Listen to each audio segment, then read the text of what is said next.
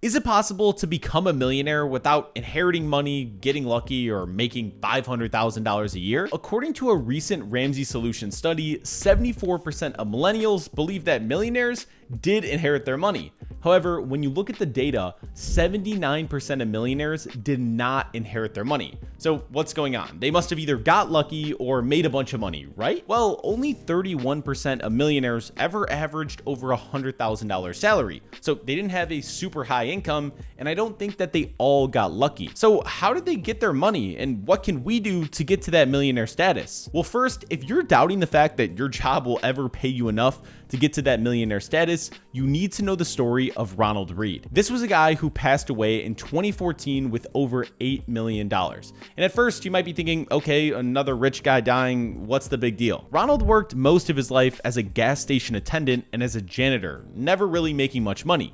Instead, he understood these 3 money rules that every millionaire follows. First, understanding cash flow. Now, this is a concept that they don't teach you in school, and unless you've ever ran a business, you might not even know what that word means. Cash flow is the money moving in and out. In your case, you can think about it as the money you earn and the money you spend. If you earn more than you spend, your cash flow is positive and you're doing good. If you spend more than you earn, your cash flow is negative and you're going into debt. Now, this seems almost too simple. Yeah, don't spend more than you earn. That's obvious. But some studies show that almost 80% of Americans are living paycheck to paycheck. And if you're still thinking it's just low earning Americans, more than half of Americans earning more than 6 figures live paycheck to paycheck. Now that you understand that your cash flow needs to be positive and you need to be spending less than you're bringing in, what do you do with the money? That brings us to rule number 2, investing your money. Ronald didn't save $8 million tucked under his mattress, he invested his money. Now, if you think investing is just too complicated and you need to be some stock picking genius, you don't. Those day traders on Instagram posting their wins isn't who you're trying to beat. The US stock market on average goes up 10% per year. So instead of trying to pick a winning stock and pray that it goes up, you can just invest into the whole market. So how do you invest into the entire market? Do you have to buy every stock? No. With simple, broad index funds like VTI, you can mirror the entire market with no work on your end. You don't need to spend hours a day researching stocks in front of 6 screens. You're going to be able to beat most day traders just by investing into the entire market. And there's actually 2 other things that you need to take into consideration when you start investing: how much you're going to invest and what the fees are going to be. If you're investing by yourself, you can look at a fund's expense ratio. This is going to tell you the fees that you're paying. For example, VTI has a 0.03% expense ratio, which in my opinion is great. And if you're investing with an advisor, be careful of management fees, specifically when they charge you a percentage. Ramit Sethi, the author of I Will Teach You to Be Rich, talks about how a 1% management fee can compound to over 20% of your lifetime returns, and it's oftentimes better to just go with a flat fee advisor or an hourly advisor if you decide to go with an advisor at all. Okay, so now that you know what the fees look like, how much do you actually need to invest to retire a millionaire? Assuming that you're starting with no money, you're going to retire at age 60, and you're going to average an 8% annual return. If you start investing at age 20, you need to invest $325 a month, or a little less than $11 a day. If you start investing at age 25, you need to invest $485 a month, or a little less than $16 a day, which is still not bad. But at age 30, you now need to invest $740 a month, or a little bit more than $24 a day. At age 40, you need to invest $1,825 a month, or $60 a day.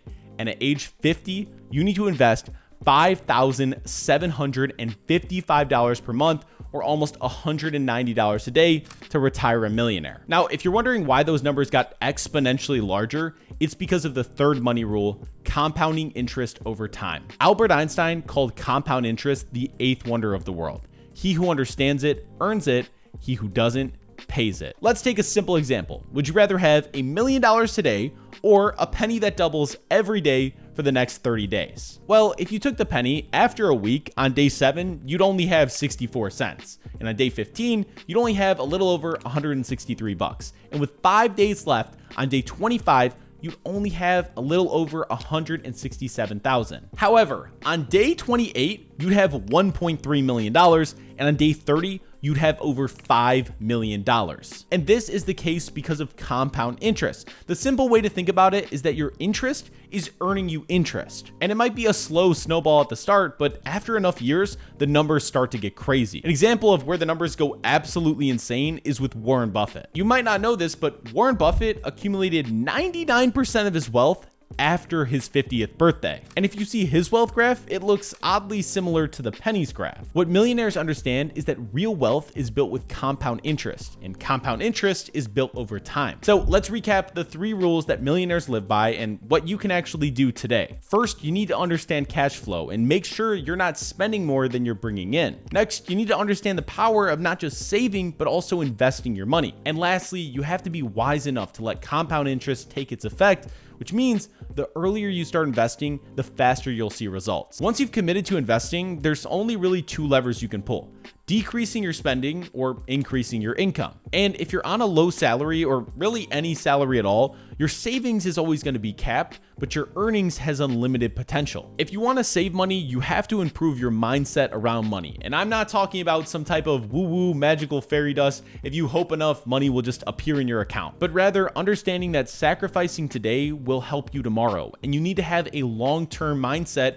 and not just instant gratification, especially if you want to retire early or with more money. The second lever is increasing your income. Now, obviously this video is about becoming a millionaire on a low salary, and everything in this video still applies. But if you can increase your income even slightly, it's going to make a huge impact on how much money you have. If you work a regular 9-to-5, job hopping has been shown to increase your salary, or at least getting a promotion at the place you already work at every couple years. And if you're going the less traditional route or trying to start a side hustle, earning just a couple $100 a month will change your retirement date by years. If you make $60,000 a year and save 20% of your income, you'll be able to retire in about 37 years. But if you have a side hustle that just earns an extra $500 a month, you'll be able to retire almost 10 years earlier. And although it's not for everyone, I have to mention it. Investing in real estate is one of the best paths to retire early, and it's a path that I'm currently taking to reach financial freedom faster. Now, one last thing, I have to mention it because people always seem to quote this stat, but I don't agree with it at all. And that's that millionaires on average have 7 streams of income, and